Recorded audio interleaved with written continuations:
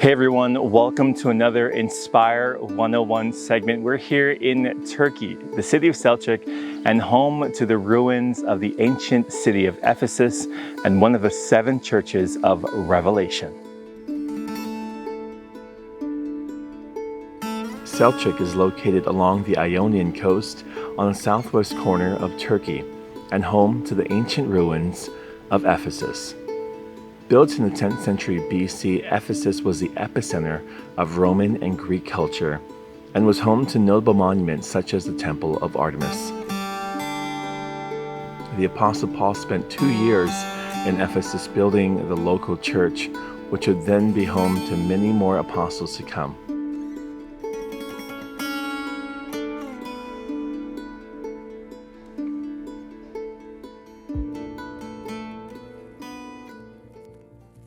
Now I'm standing in the Boulevard. It's one of the centerpieces of the northern side of the city of Ephesus. And if you take a look at the whole breakdown of the city, most of it was built over the course of time, meaning the city wasn't necessarily built, as they would like to say, of course, not in one day, but over the span of about 30 years, all the way to about 200 years, the full city came into its makeup after about the 4th century. Now, the Boulevard is a significant place because it was a gift for the Emperor Antonius in his honor. And that's a really big thing to remember, is a lot of these places and these sites were all constructed because as each leader came into power, they wanted to outdo the previous emperor or the previous leader.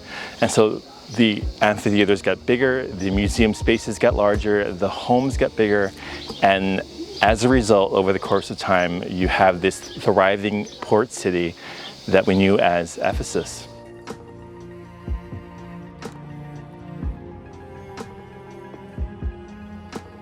Now imagine behind me a huge waterfall, a water fountain, waterway.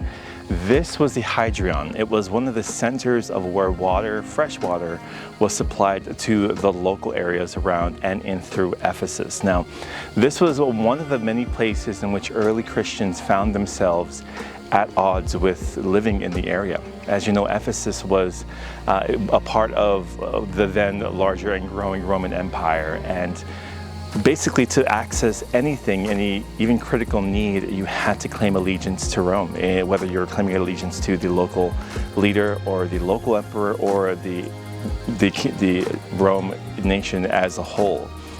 And so to use things like the Hydrion or to get water, fresh necessities, to even go to the bazaar and to go to the market, you had to indicate your allegiance to Rome, and that was either by submitting a certain type of your currency or hitting a certain flag or doing some type of gesture depending on the city to access those things. And now early Christians found themselves at odds with this because they had to publicly declare their allegiance to Rome in order to live.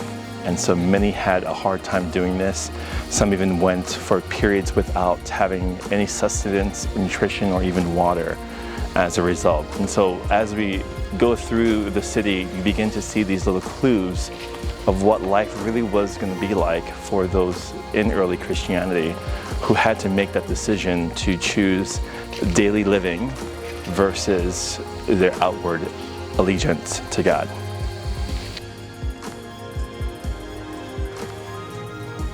And in spaces as we walked around, we found ourselves in tears, just understanding our beginnings as a church and where God has taken us even until today. And lessons from the church of Ephesus can teach us so much more about what God is saying in our church today, but also in what He's going to do in the future. That whether you're in Turkey or in Israel or Hawaii, that the church is still the hope for the world.